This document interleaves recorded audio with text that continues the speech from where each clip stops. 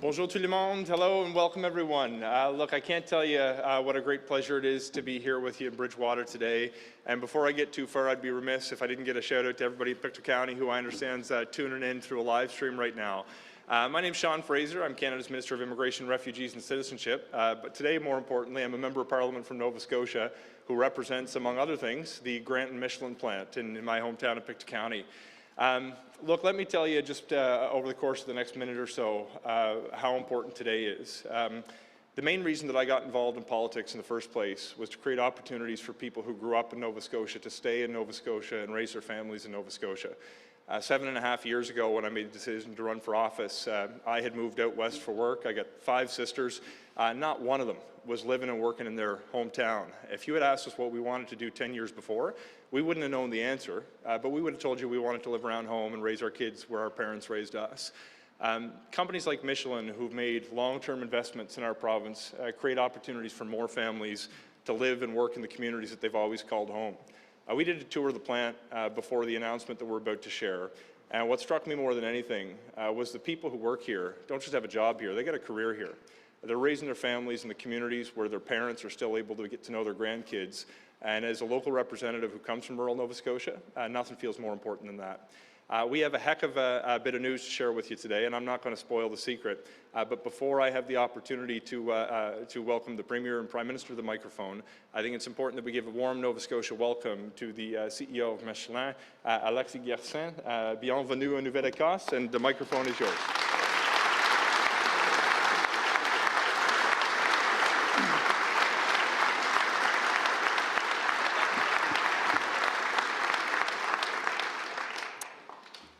Thank you, Minister Fraser, for your welcome and support today. Good morning, Prime Minister Trudeau, Premier Houston. I thank each of our distinguished representatives and all of our guests for joining us on a great day of celebration that Michelin teams share with our Bridgewater community. It is really my privilege to announce that Michelin will invest $140 million to expand the Bridgewater plant in the months ahead, potentially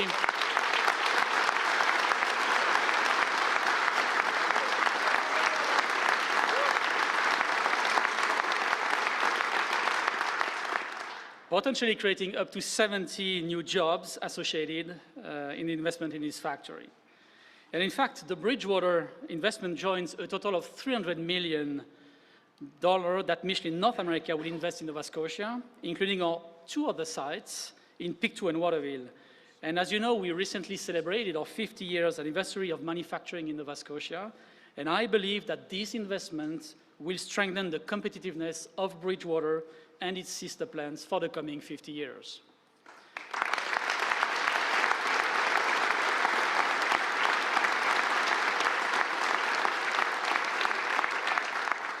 And I want to congratulate the Michelin teams here in Bridgewater for making this success possible.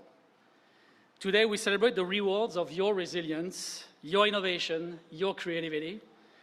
And you prove once more what I'm used to say, that people at Michelin makes it possible. You make Michelin every day. And I think together with your sister plants in Pictou and Waterville, you have strengthened the long-term competitiveness of our industrial base in Canada by delivering quality performances in this factory every day. And I want to thank you for that.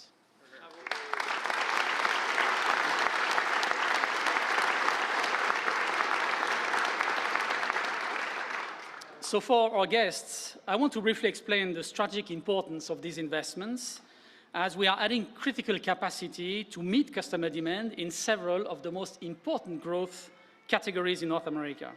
First, the transition to electric vehicles that we could see on the shop floor, the expanding light truck and recreational off-road categories, and last but not least, the greener, more fuel-efficient freight transportation. In fact, these Nova Scotia investments complement other recent investments worth more than $240 million for Michelin plants in Spartanburg and Greenville, South Carolina, that advance Michelin Group's ambitions in North America.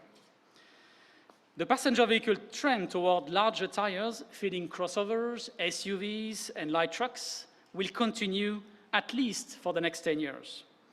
In fact, recreational vehicles will comprise about 70% of the total car park by 2030. And to illustrate this trend, the Bridgewater team will produce a 24-inch all-season tire for the 2024 Cadillac Escalade SUV. And you should also know that the 24-inch winter tire for the same vehicle is made nearby in Pictou. And I celebrate this fantastic innovation and collaboration of our teams across Nova Scotia who made these industrial successes possible. This was paramount in positioning our company to respond to the massive market transition. If we now shift our attentions from extremely large to extremely efficient, let's think about the booming EV markets.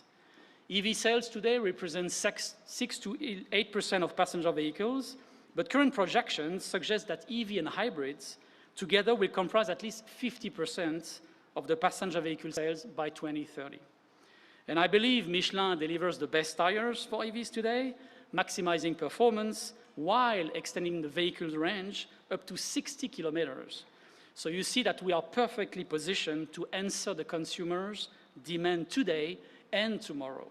And that's why these investments are critical so that we can seize the massive opportunity as the market transforms. This project also includes investment in our Waterville facility, where we produce tires for commercial vehicles.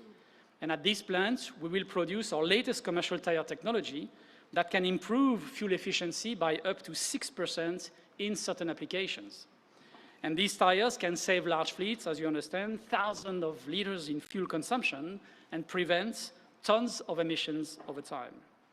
So as an all-sustainable company, today's announcement demonstrates that Michelin pursues the optimal balance across people and profit and planet in every business decision we make. And we're improving the environmental footprint of our products every year. We've already discussed longevity and efficiency or rolling resistance, but you should also know that already today, Michelin makes a road-ready passenger tire with 45% sustainable materials.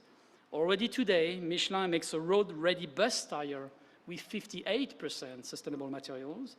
And last June, Michelin raced at the 24 Hours of Le Mans with a tire comprising 53% sustainable materials.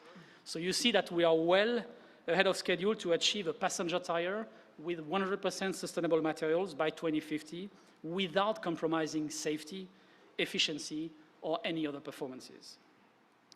And we are just as focused on the environmental performance of the factories that make these tires. So the investment that we announced today will contribute to reducing the emissions from our factories and becoming more electric with our industrial processes. Our goal is to achieve a carbon-neutral manufacturing in every site by 2050. So Michelin business practices in Bridgewater and across Nova Scotia have earned deep respect in our communities across the province over the past 50 years. And again, we owe that to our people here at Bridgewater, Waterville, and Pictou. Michelin currently employs about 3,600 people in Nova Scotia, and we represent an additional 6,000 retirees. That's nearby 10,000 families who are directly supported by our businesses. And we know that a thriving and growing manufacturing family here in Bridgewater contributes to thriving schools, businesses, sports, arts, and culture across generations in the communities around these plants. This is the very essence of Michelin's approach to manufacturing, which we can trace back many decades in France, and now we see thriving in other countries around the world. Lastly, on behalf of the Michelin Group, I offer my gratitude for the spirit of partnership that our company has enjoyed with leaders at each level of government in Canada, federal, provincial, and in our local communities. Each one of your organizations and the citizen you represent make a specific contribution to a vibrant and stable society. And I want to thank you for your efforts to create and maintain an attractive business environment for manufacturers. Your focus on major issues like tax policy and infrastructure make Nova Scotia a very competitive location for manufacturing. And your focus on business climate and attractivity allows us to focus even more on the people who make it possible here through topics like compensation, growth, and development that create long-lasting value on multiple levels across several generations. So in closing, once more, I congratulate the Michelin teams in Bridgewater, Pictou, and Waterville for your achievements. I also extend my gratitude to our partners who are here today, representing all levels of the governments. Today, we mark the beginning of a new journey and a new chapter of growth of Michelin in North America. And now, please help me in welcoming Prime Minister Justin Trudeau. Thank you for being with us today. The floor is yours.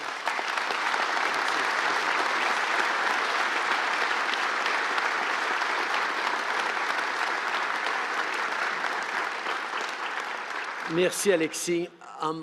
I have a whole bunch of dignitaries I want to thank, but I want to start by the people who usually get thanked last, but the people without whom we wouldn't be here today. I want to thank all the incredible Michelin workers here in Bridgewater.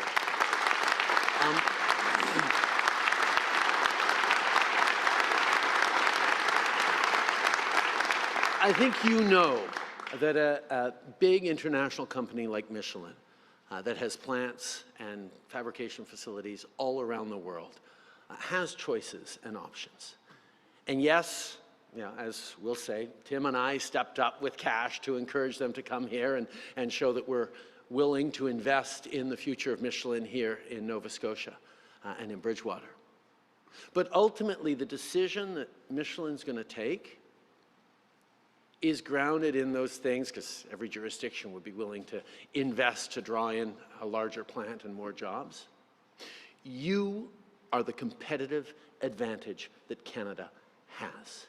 The quality of the work that is done here and in plants like it across the country is the one thing that continues to be the strongest selling point as we're drawing in investments from around the world to come to Canada to build the solutions that not just Canada, but the world is going to need for the future. And I've been to a lot of plants across this country, and I mean, Rita is very and rightly proud of you, as everyone is. But very rarely have I seen the level of almost awe in the quality and the caliber of work, of creativity, of innovation done here that is, for me, exactly where Canada wants to be as we remain competitive in the coming years. So thank you for everything you've done over the past 50 years. I obviously want to thank Andrew, the CEO of Michelin Canada, Rita here at the plant, and everyone for having us here at this Michelin plant in Bridgewater. Happy to be here with Sean, François-Philippe, Cody, Alina, and Darren. And it's really good to be here with Premier Houston. We have worked together on so many files about creating opportunities and growth for Nova Scotians, building a greener economy that continues to deliver great jobs for people as we continue to welcome in people from across the country and around the world who just love it here in Nova Scotia and want to keep living here and raise their families here. It's always great to work with you, Tim. And I'm really, really pleased to be here, of course, with Mayor Mitchell as well, who I have to tell you, you guys probably all know this being local, but David is extraordinarily thoughtful and passionate about growing Bridgewater, and the vision that he and the council have had that has led to this happening has been a huge, huge part of the success we're celebrating here today. So thank you, David, for all your leadership on this.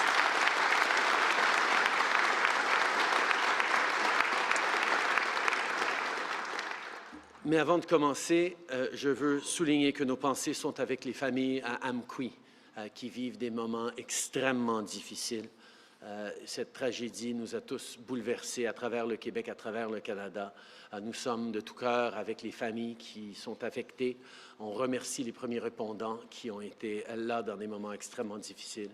Et on va continuer d'être là pour soutenir cette communauté dans les jours très difficiles à venir.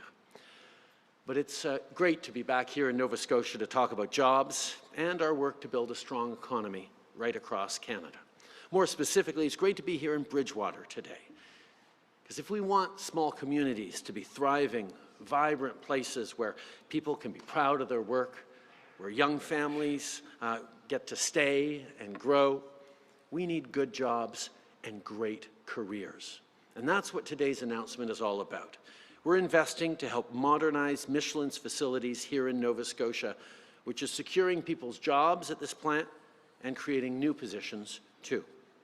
Of course, this isn't just good for your local economy, it's also good for the environment. More and more people want clean technologies in their lives, including electric vehicles. And we know that EVs require tires that are designed differently. These new modernized facilities will be able to manufacture tires that will respond to the global demand for EVs.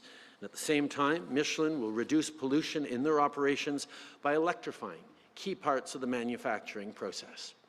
So, like most Canadians, I came into this day saying, okay, I understand that EV tires are probably slightly different from regular tires, but why?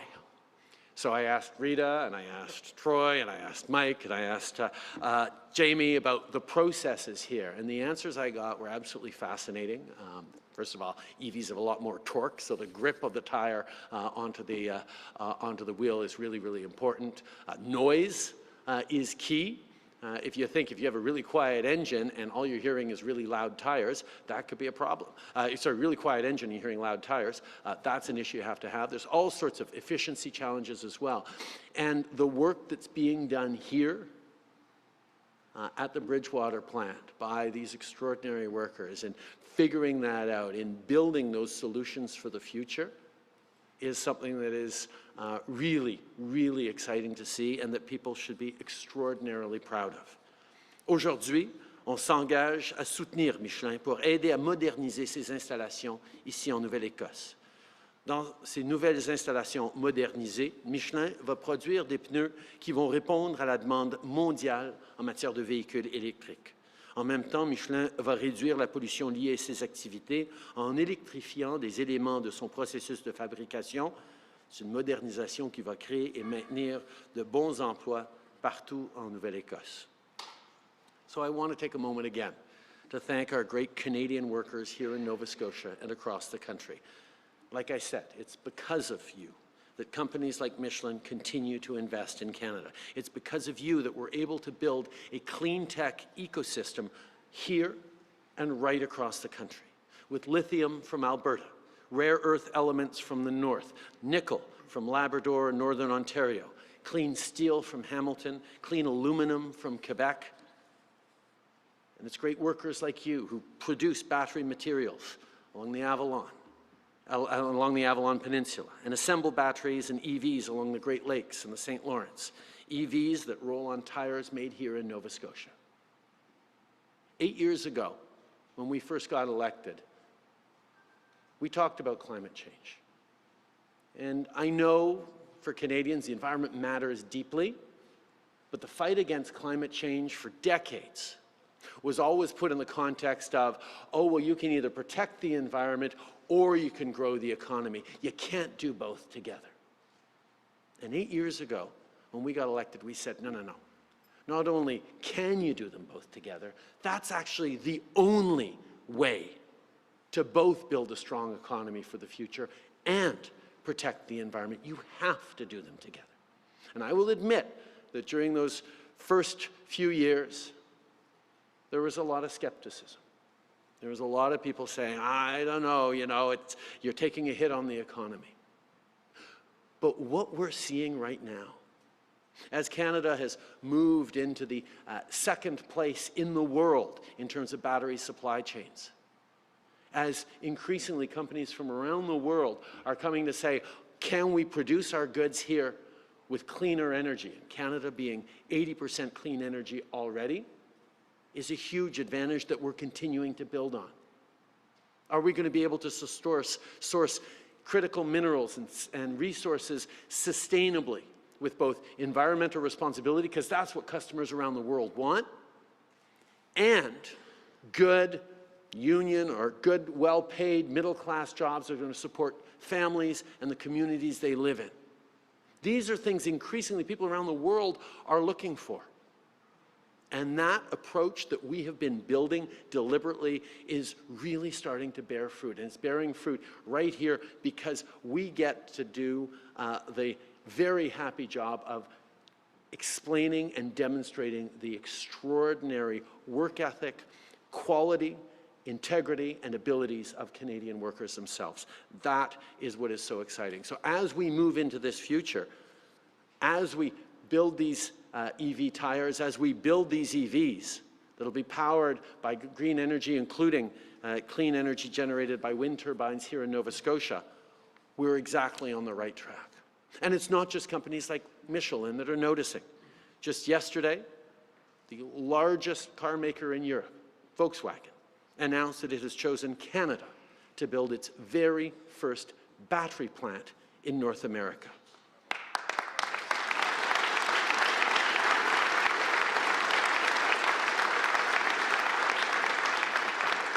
François-Philippe and I and many others worked really hard to attract this major investment.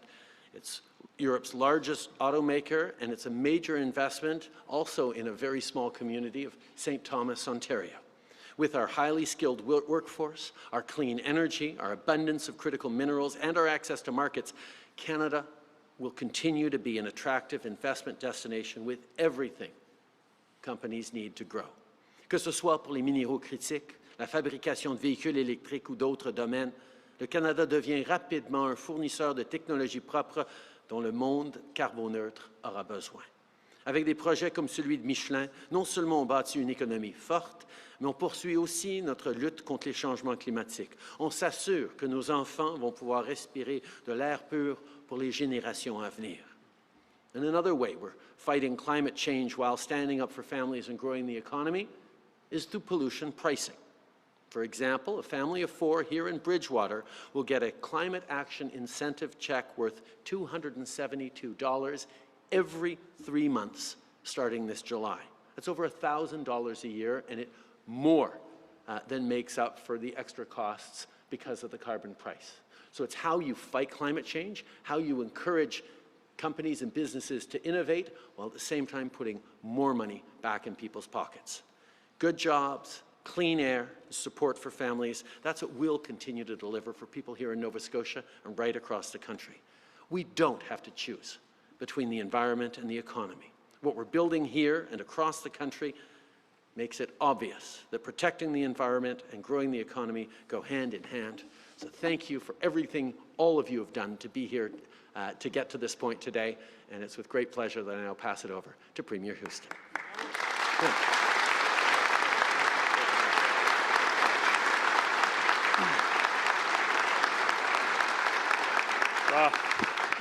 Good morning, everyone. What an incredible day. This is such a great day. I'm so pleased to be here. The Prime Minister's here. It's always a good day when the Prime Minister's in Nova Scotia. Thank you for your support of Nova Scotians. Federal ministers. We have three provincial cabinet ministers here with us today. Almost enough for a quorum. Mr. Hallman, Mr. Maslin, Mr. Corkum-Greek, Mr. President Rita, thank you, and of course your mayor. You have a wonderful mayor here. But each and every one of them is here to support you. We're here to support you. The Prime Minister said it very well, but I would just say 3,600 active employees, almost 10,000 families supported by Michelin.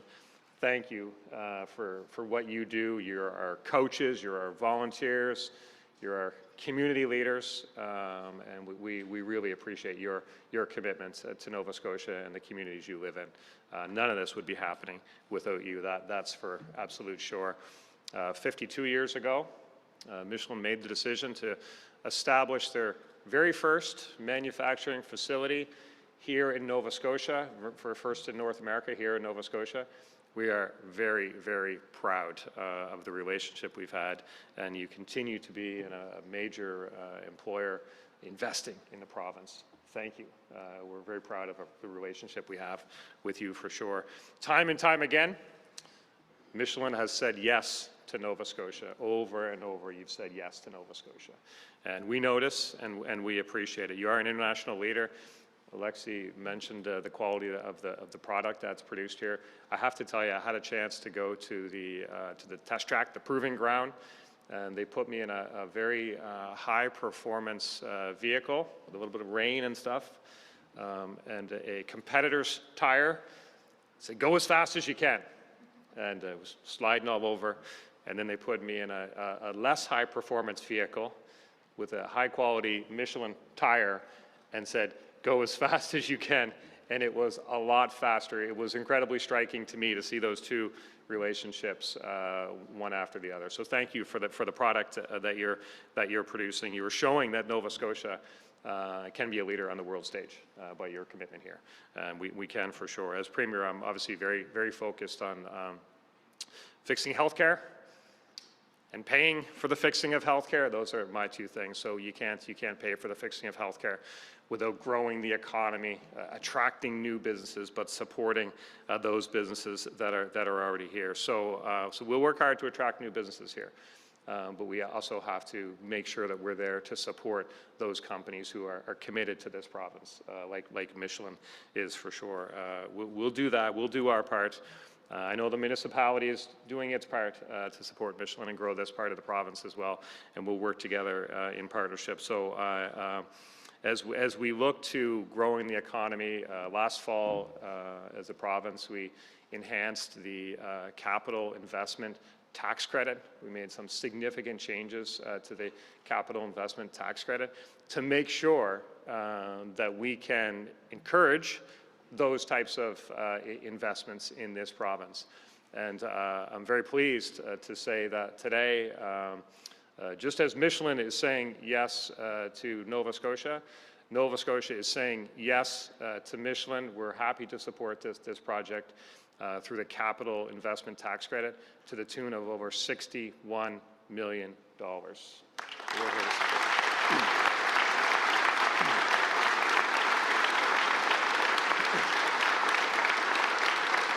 We are here to support those who support Nova Scotia, and you have shown us that you support Nova Scotia, and we are happy to invest in this project and support each and every one of you and what's happening here. So thank you for that.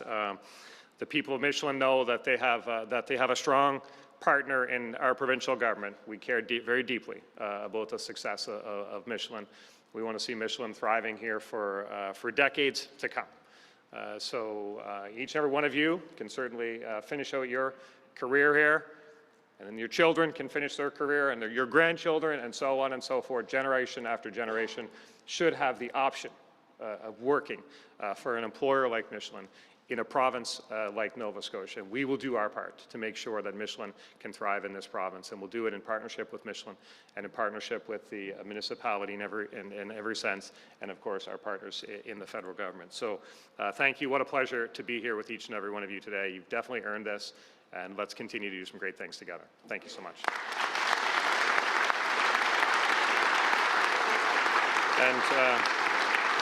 And now it's my privilege to pass the mic to my colleague, Minister Corkum-Grieve.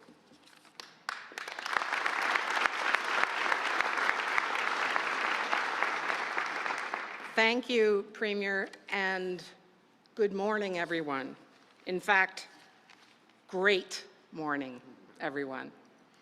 I want to echo the sentiments of Premier Houston that we are thrilled that Michelin has chosen to continue to grow in and with Nova Scotia. Because this province, we are writing a brand new story. That story is being told with a renewed sense of confidence, and is fueled by historic population growth, by innovation across all the sectors of our economy, by green energy opportunities and long-standing relationships with companies like Michelin. And most of all, it is a story that is being told and grown by all of you. And I could not be more proud to stand here today as the Minister of Economic Development for this province, but as the MLA for Lunenburg, and to walk through, to take the tour. Some of you shook more hands this morning than you've shook since the last time you got married. And to hear folks from my constituency and from this county and from Queens County and from southwestern Nova Scotia working in this plant speak with such expertise, passion, and pride about what you do. I may be biased, but I'd still be right to say that we live in the best place in the world. Nova Scotia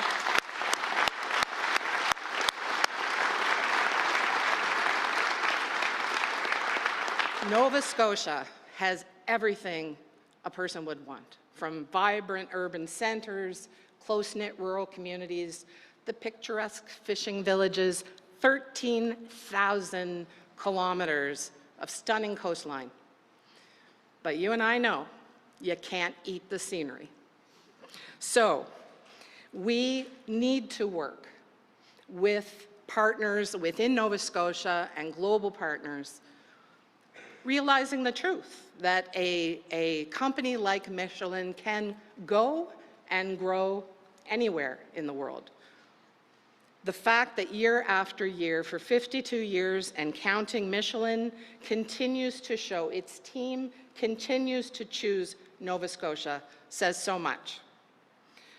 Michelin knows what we know, that Nova Scotia is not only one of the greatest places to live, but a great place to do business, with a workforce that is second to none and a government that is ready and open for business like never before. As MLA for Lunenburg, I would be remiss if I didn't mention some colleagues who are here today. They include the Minister of Environment and Climate Change, the Honourable Tim Holman, as well the Minister of Public Works, my colleague, the Honourable Kim Masland, who is here. She is the MLA for Queens and feeling much as I do as she sees friends and neighbours here today. Minister Becky Drouin, who is the Minister of Education and Early Childhood Development, also the MLA for Lunenburg West, unfortunately could not be here today, but she sends along her greetings and her excitement for this announcement and our government's support of this expansion. As you can imagine, Michelin is a very important employer in our communities. In fact, Minister Masland has both a brother and a husband who work here, while Minister Drouin herself worked here many years ago. Your company's commitment to greening operations aligns directly with our government's plan for growing a green and sustainable economy, an economy that all Nova Scotians can participate in and benefit from. Michelin's plants here, and as well as in Pictou and Kings County, are prime examples of the fact that large global businesses can succeed in small jurisdictions and regions. Our 52-year shared history is one of collaboration, of innovation, and leadership. But beyond that, I know that Michelin cares about you who are its people, about the communities in which it resides. Prior to politics, I worked for a little art school over in Lunenburg, and we would take amazing performers into schools, and we were able to do that thanks to Michelin. And I hope that some of your children and grandchildren return to the kitchen table at night, and when you said, "What happened at school today?" Hopefully they weren't like my kids and said nothing.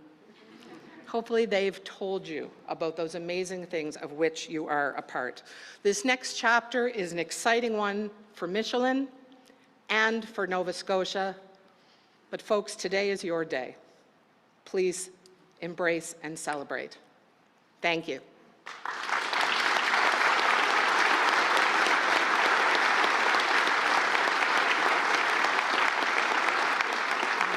And now it is my pleasure to welcome the guy that sent me a text at 12:18 a.m. saying, "Minister, I have landed in Halifax and I can't wait to see you," Minister Champagne.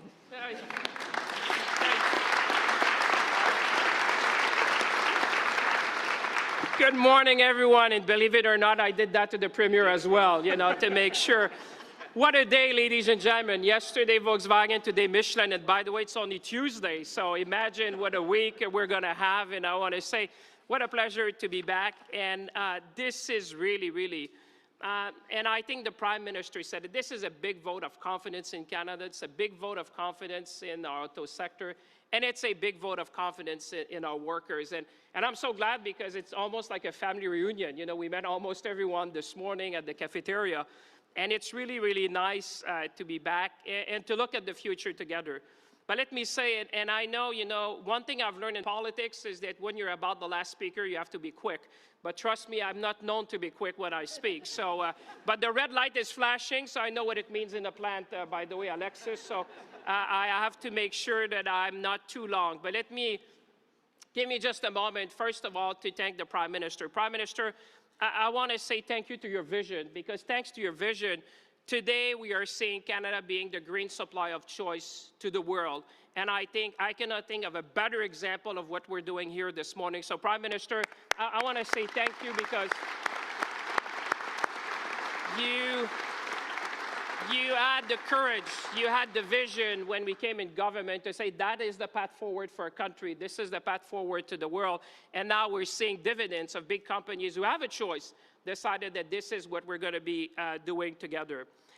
Premier Houston, what can I say? Every time we meet, it's about jobs and growth, so we should plan our next meeting very soon because every time we've been together, we're looking at the next thing we can do together.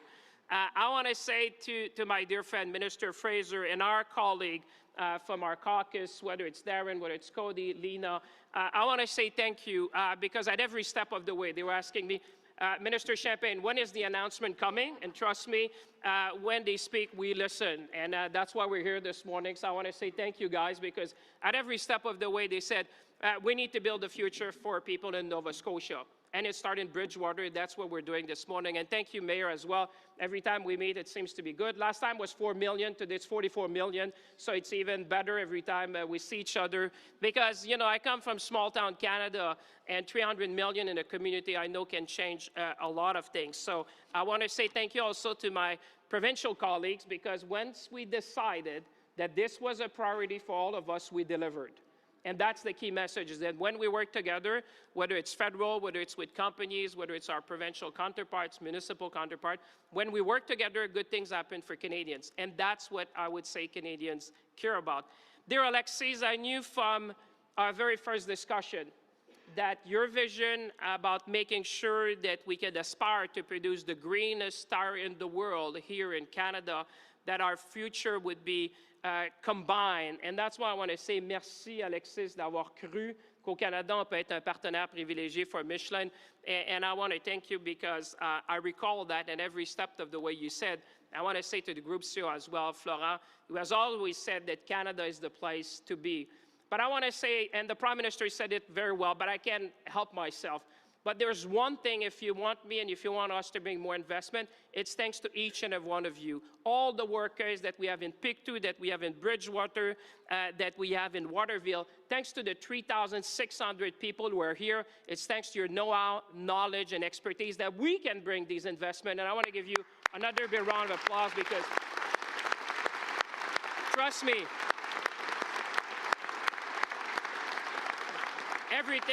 everything we're doing this morning is about you, and it's about your work, and it's about how we can make it together. So you make my job very easy, trust me, because when you say these are the best plants we have and they're in Canada, you can bring that kind of investment.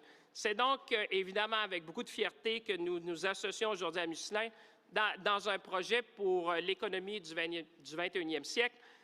As you know, and you've seen it, and we heard it this morning, Michelin is one of the most innovative tire manufacturers in the world, and they've been manufacturing groundbreaking products for Canada and North America, and we were talking with Alexis, what is the next step, what we can do together, and I know from my personal experience that at 50, you're just about to roll in. So I would say 50 years is a good time, I would say, Alexis, and I speak with personal experience. It's a good time to see what we can do more together and planning the decades ahead. And we know that it's all about electric mobility. It's about greening the supply chain. And that's what we're doing here today, because we're using innovation to reduce emission, to preserve biodiversity. And obviously, we are on our way to be carbon neutral. But just like Canada, I would say Michelin had the foresight to see where the world is going. And I think the Prime Minister mentioned an announcement like yesterday of Volkswagen. The first thing I think you tell me, Alexis, this morning, that's a customer. So what we're doing, and I think the Prime Minister said it, we're building the ecosystem. So all of these things are reinforcing our position in the world to make sure that we would be the green supplier that customers and companies in the world would want. And what I'm very, very proud to see is that today, it's kind of a new beginning. It's a new chapter because you know what 300 million can do to a plant. And you know that this is about our future and our collective future together. So I would say in closing, let's seize the moment. Let's be ambitious and let's make sure that Canada and Michelin are the green supplier of choice to the world. Thank you to your work, and I look forward to see you very much soon. Thank you, everyone.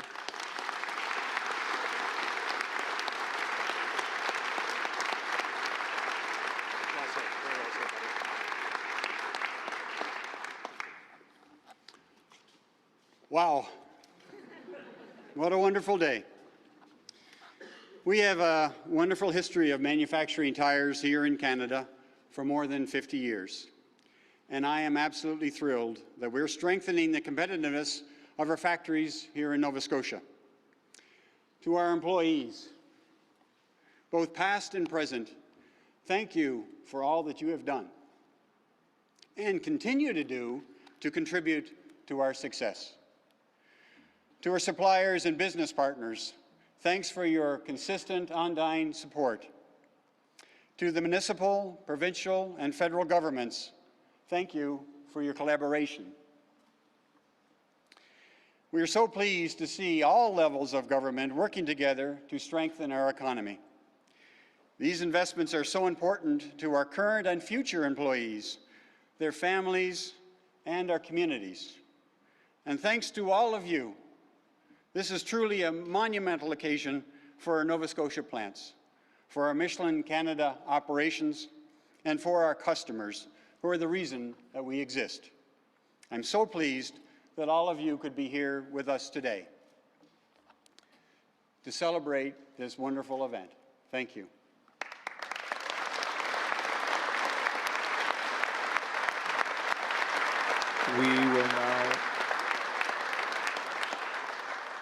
We will now begin the question and answer period. Nous allons maintenant commencer avec la période des questions. There will be 20 minutes for questions. I will turn it over to the first question. Good morning, Prime Minister, and welcome to Lunenburg County. I think everybody's happy to see you this morning with this announcement. Kudos to you.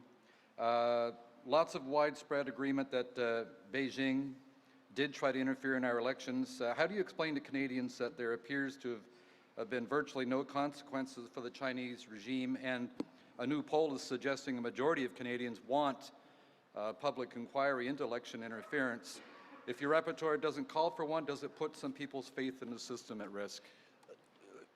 Excellent question. First of all, we are and have been for a long time extremely concerned about China's actions towards our businesses, towards our researchers, towards communities here in Canada, and also towards politics. That's why, following the 2015 election, we worked to counter election interference by building a number of different processes and bodies around national oversight that would be able to counter and figure out ways to continue to protect our democracy.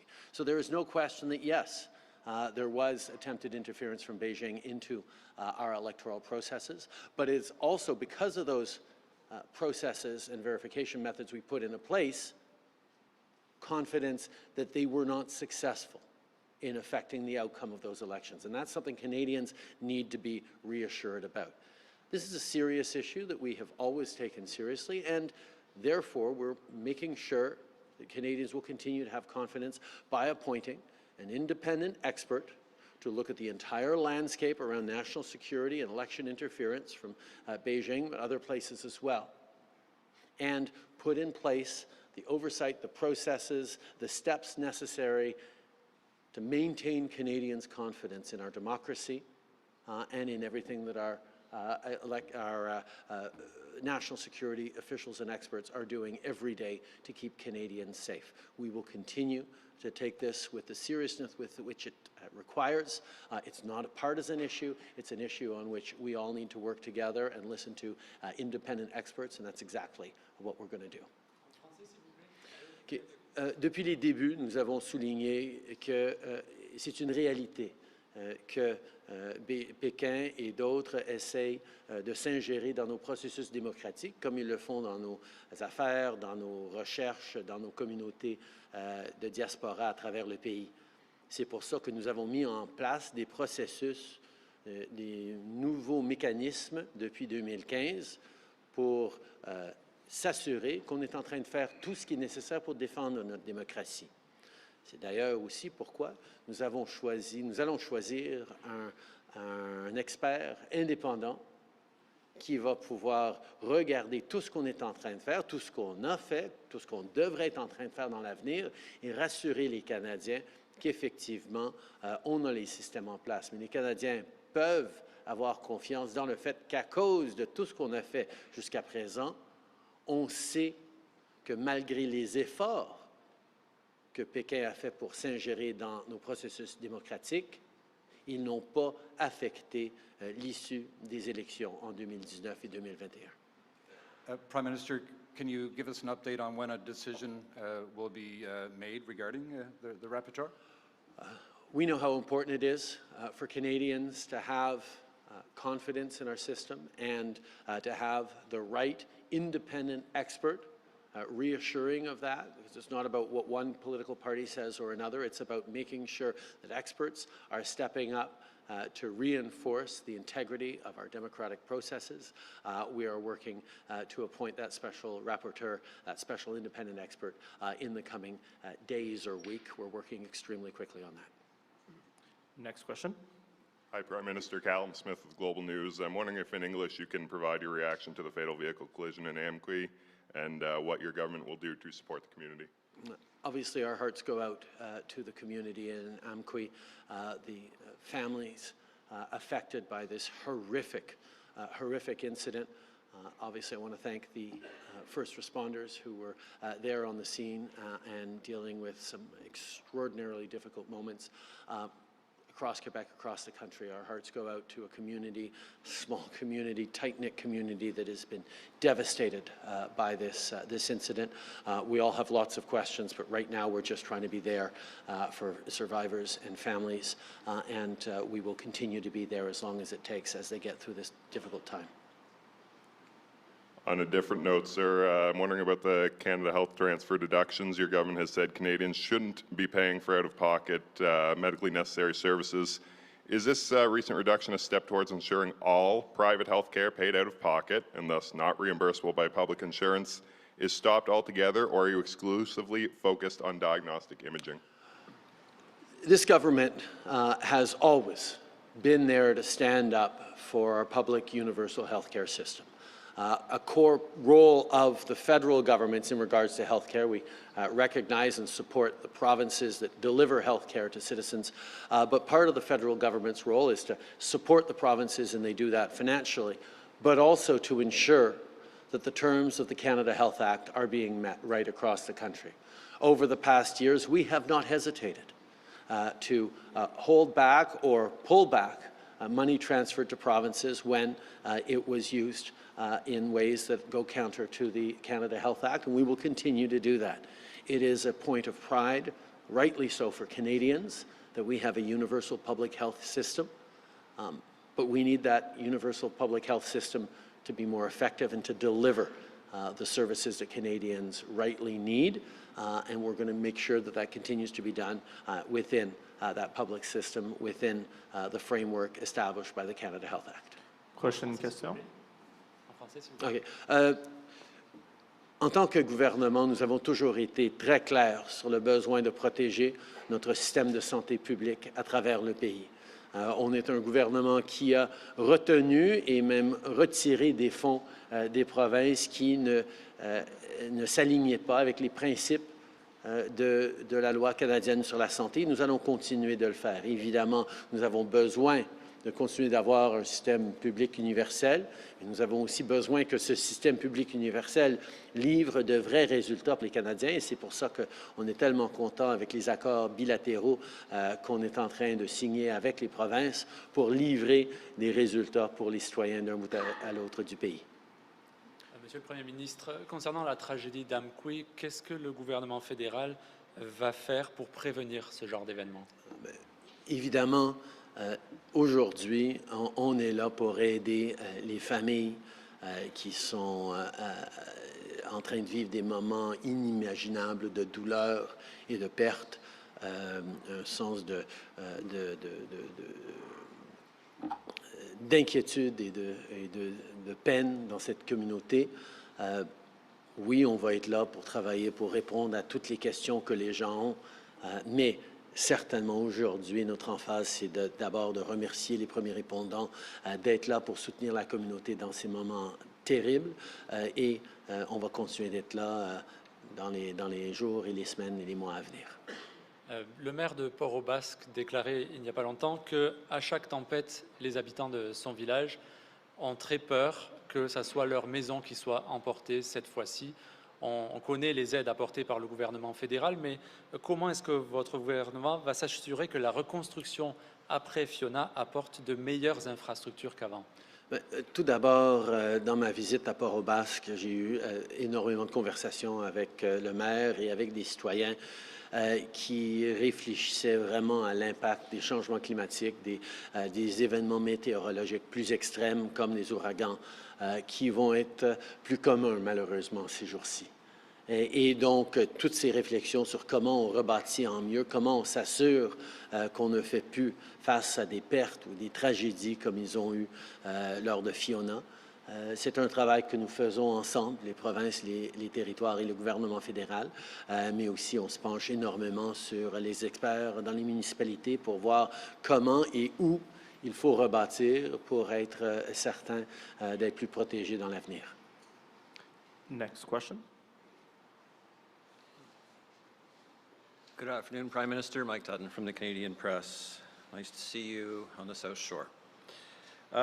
You have to decide by the end of the month whether to extend the emergency visa program for Ukrainians that have fled the horrific war.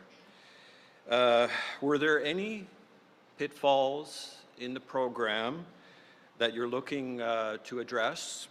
And in the next phase of Canada's immigration response to the war, what factors are you weighing when it comes to whether to extend this? And perhaps after you answer, our Minister of Immigration could. I was going to say I'm happy to be here with Sean Fraser, who I'll turn to for the second half of the answer. But to start off, Canada will continue to stand with Ukraine with everything it takes for as long as it takes.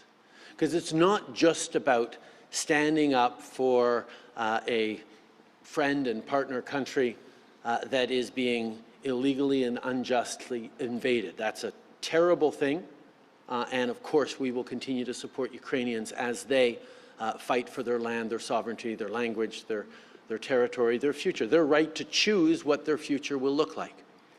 But it's more than just standing up for Ukraine. Russia is trying to rewrite the world order. It's trying to bring back a time where might becomes right. And I can tell you, around the world, authoritarian leaders are looking very carefully to see whether Putin is successful in this.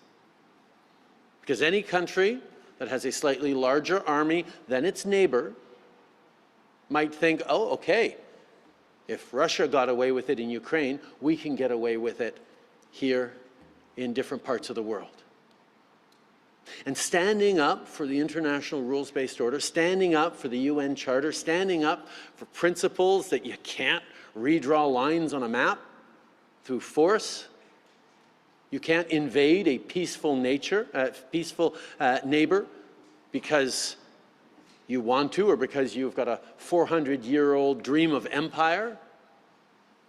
These are things that really matter, that led to almost 80 years of unprecedented stability and prosperity for our economies, for our people around the world that Russia chose to break. So standing up for Ukraine and being there to support Ukrainians through this time is important because it's the nice thing to do, it's the right thing to do, and Canada will always be there to do the right thing. But it's also the smart thing to do as we look to a world that is more uncertain in very, very many ways. That's the role that Canada will always play, and we will continue to. And we will continue to be there to support Ukrainian refugees in various ways as necessary. And I'm happy to turn to Sean to give a little more information on that. Minister Fraser.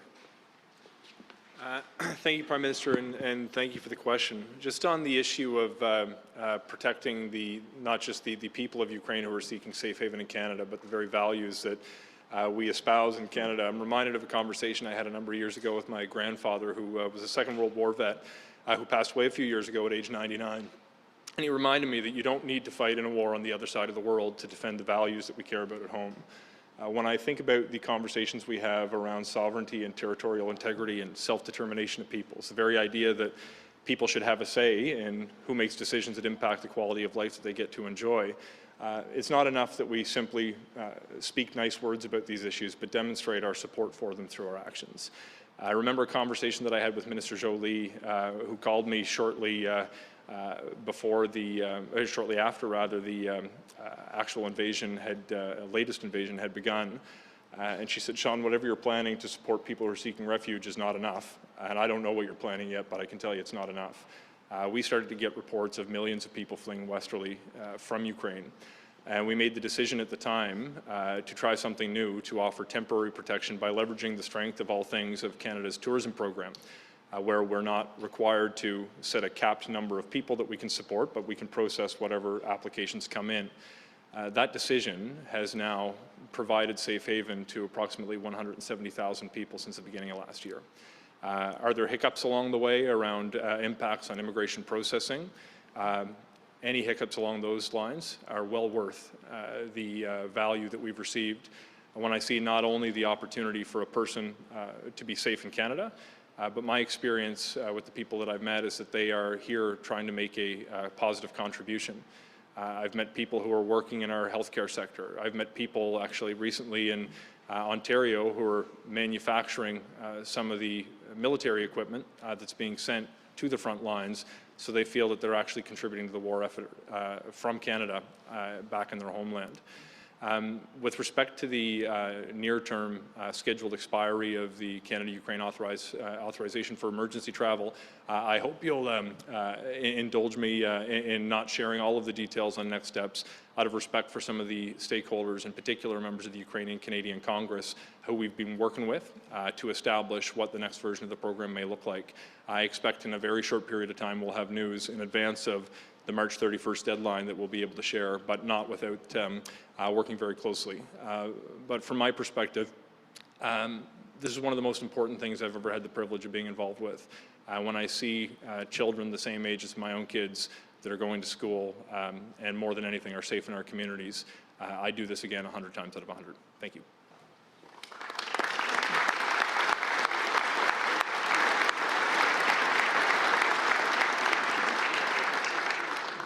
Prime Minister, there was no dollar amount mentioned in the announcement about Volkswagen building an EV plant in St. Thomas, Ontario.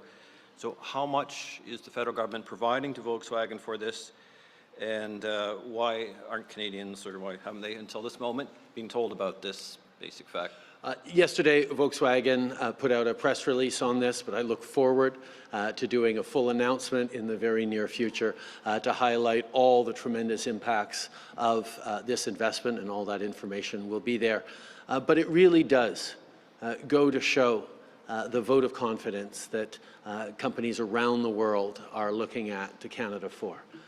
The workers, the quality of supply chains, the resilience, the environmental responsibility, all of these things come together when companies like Michelin or Volkswagen or others make decisions to extend and anchor themselves in our country, not just for a few more years, but for a few more decades at the very least. When I was in Dofasco, in the Dofasco plants in Hamilton, announcing that we were moving from steel produced by coal to steel produced by electric arc in a move that is leading the world. I was meeting third and fourth generation Hamilton steelworkers who now said there's going to be a seventh and an eighth generation working in these Hamilton plants. That's exactly what I heard today, that there are people proud to be second, third, and even fourth generation here at the Bridgewater Michelin plant. And now you know there will be 2, 3, 4 more generations of good jobs here in Bridgewater. And that's what this is about. This is about drawing in investments that demonstrate that, yes, it's a time of change around the world. It's a time of anxiety around climate, around shifting supply chains, around authoritarian governments using their resources as political levers. But that makes it also a time of incredible opportunity for Canadians, for communities right across this country, large and small, to be able to be those reliable partners where a company from around the world can invest in and know for the coming decades they will continue to be incredibly effective and competitive on a world stage where people are caring more and more about how, where, and with what things are made. Canada is extraordinarily well positioned for that, and this, as Volkswagen was, is just another vote of confidence in Canadians themselves.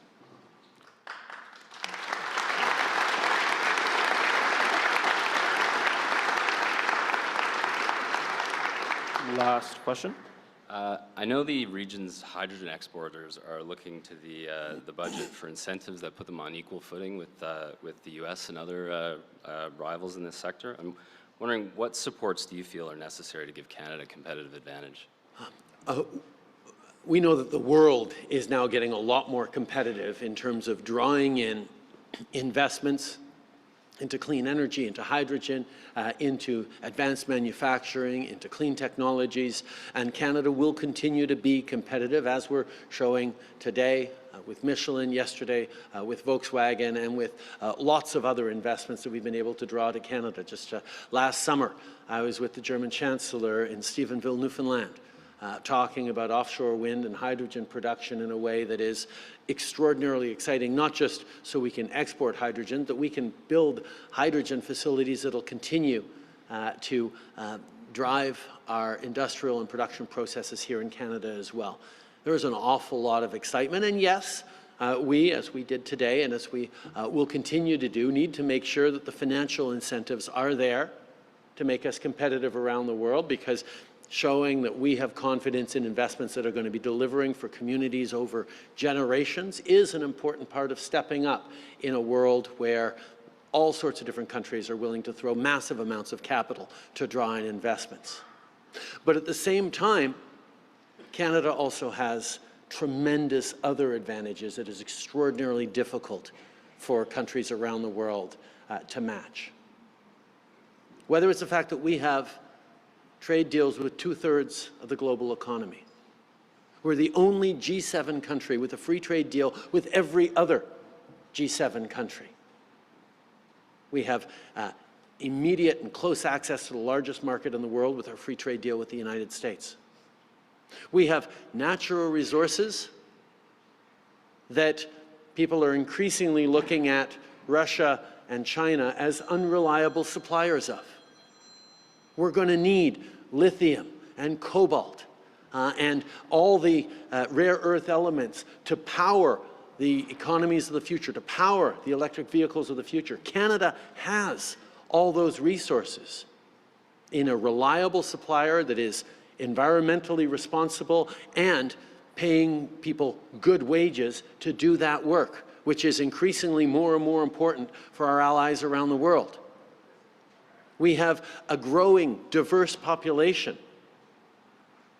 Our focus on immigration, our openness to immigration that is so visible here in Nova Scotia, is a huge competitive advantage at a time where people are seeing labor shortages in every economy around the world. Knowing that Canada continues to grow its population is a huge selling point for us as people move forward and look to invest. Knowing that we actually have the best educated population in the OECD. Knowing that we have political and social stability. Knowing that we have made clearly the choice of investing in the fight against climate change.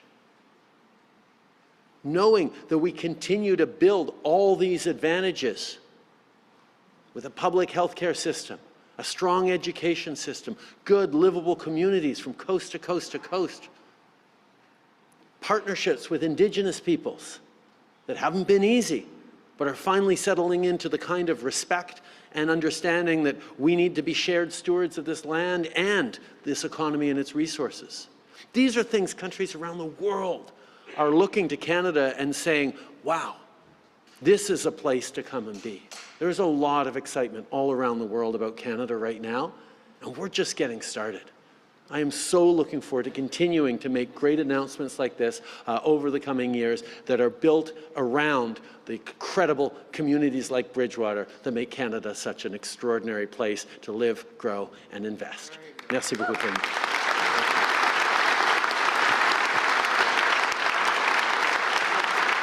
This concludes the press conference. Thanks for attending.